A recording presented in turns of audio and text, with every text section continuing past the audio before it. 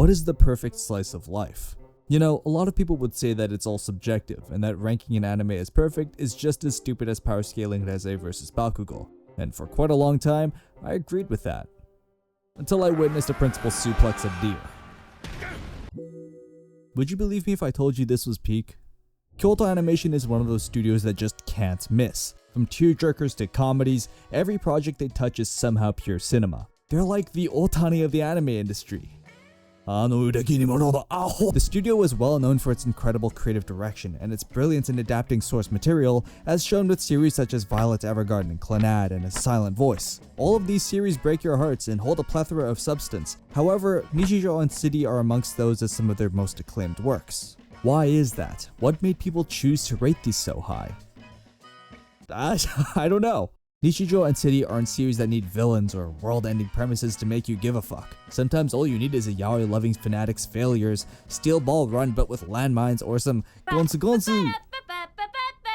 This is fucking peak! Going out for a nice walk and chasing after the neighborhood cat. Getting hit in the face by a stray soccer ball. Ripping a fat one in the elevator and then walking out, leaving the poor soul still inside stranded with your stench as a declaration of biological warfare.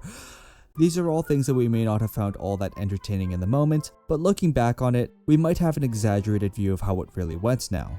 Everyday moments like these are a huge part of the experience of living, which is why the biggest takeaway you should have from this video should be to go and make some of these memories yourselves. And in order for that, you'll need to do just one thing. Touch grass. Nichijou and City have both ended up as some of my favorite series, not from a narrative perspective, but rather from a, damn, this just makes me happy one. When we commodify nihilism, when we pair suffering with character growth, we starve ourselves of something that's just as important as the tragedies we seek. Happiness. There's an unspoken warmth that radiates from these shows. You can feel the love that the animators put into their work. Every single shot, every still, as infrequent as those are, is just bursting at the seams with passion. This right here is an example of when animators love their jobs, and it's a sight to behold. One moment you're watching the blue-haired protagonist lose the most one-sided love triangle in the most ridiculous ways, and in another, you're holding back tears over a heartfelt goodbye.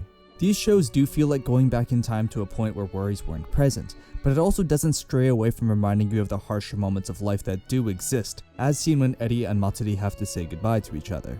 This type of moment may not be exclusive to these two series, however, I personally love the contrast that's shown in them, going from one moment of pure bliss to a knockout of emotions in the span of a minute without feeling like tonal whiplash, and it's done in a way that made me care for the characters. To me, City the animation feels like Nichijou is saying welcome home. It just emits that warm, fuzzy feeling that only Kyoto Animation was capable of making happen, and that right there is what I hope you all can feel or felt while watching these shows yourself.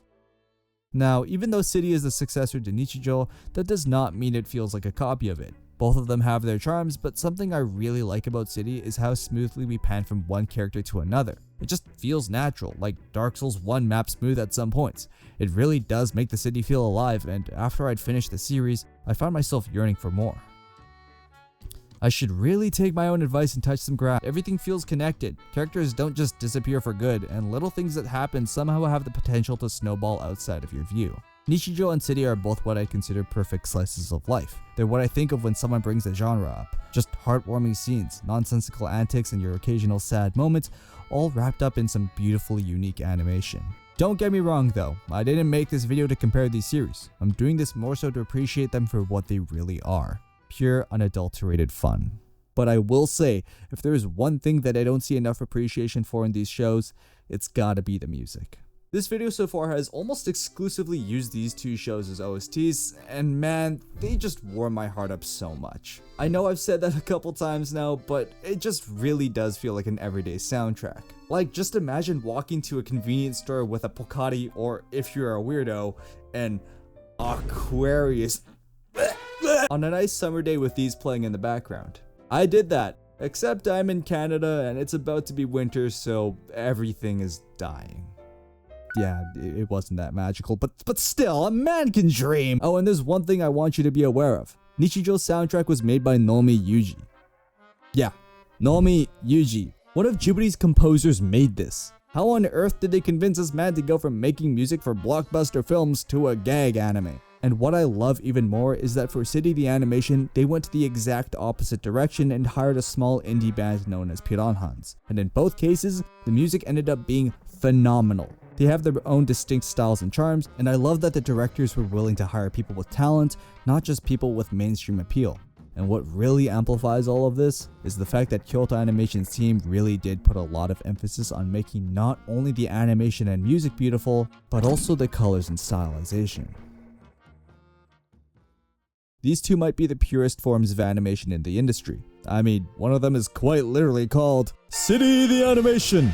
But also the fact that these series just do not care about how people receive the art is what draws me to that sentiment too. There's a pretty big fuck it, we ball attitude going on here, and the art style alone is more than enough to scare some people away. And while some people may not be fans of this style, the thick lines, wild expressions, and blocky environments are the very things that make me adore it.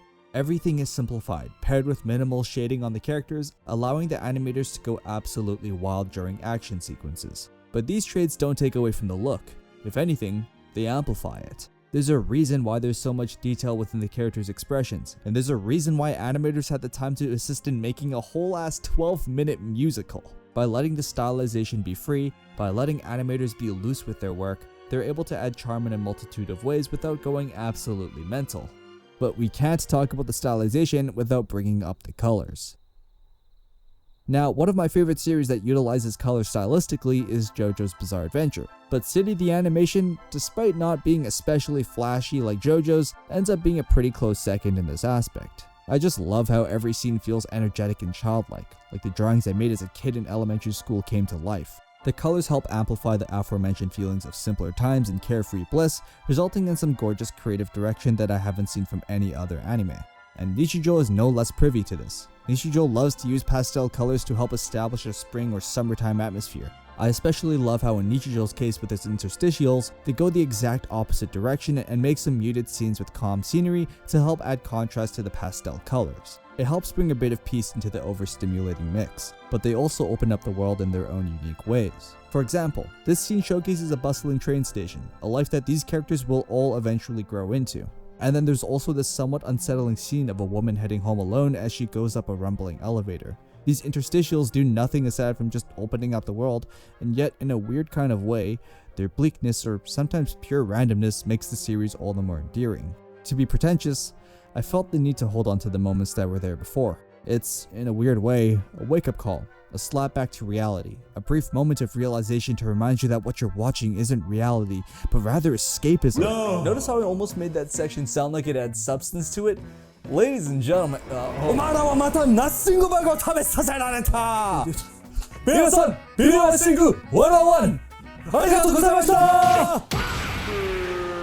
But as we come to the end of this video, I just wanted to explain why I deviated so hard from the types of series I usually cover. So far, everything I've covered has been dark or life-changing, whereas Nichijou and City just kind of exist in a vacuum. My inspiration for writing this script is a lot dumber than you'd expect though.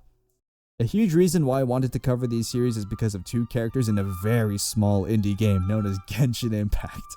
Yeah, you definitely have never heard of it, 1000%, it's pretty underground. Inefa and Aino feel like they drew a ton of inspiration from Nano and Hakase. From Hakase and Aino's wacky antics, to the fact that Nano and Inefa both feel the most at home with their creators, it's so damn heartwarming and is a huge reason why Inefa ended up being a must-pull for me. Also because I wanted Flins, but that's beside the point. Now of course, child scientists with robot caretakers aren't exactly a new trope, but the dynamics between these two pairs just feels extremely familiar to me. Whether it be the infamous rock paper scissors gag or Aino and Hakase's obsession with sweets, these two made me remember my love for this show and ignited a desire to share my love for these series. City and Nichijou are stories that materialize when artists create for themselves, when they want to show their love for their work, and when they want to flex. And it's exactly how I feel about my own work too.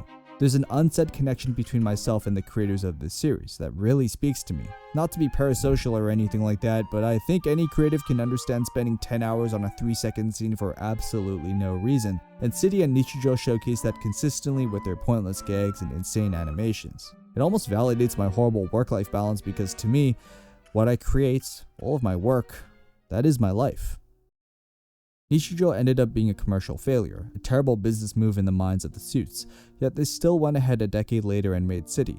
I think this showcases to me more than anything else that firstly, Kyoto Animation does believe in these series, but second, they obviously have a lot of passion for it. Things don't always need to be commercially successful, and I think the existence of these two shows is more than enough proof that Kyoto Animation really does love what they make.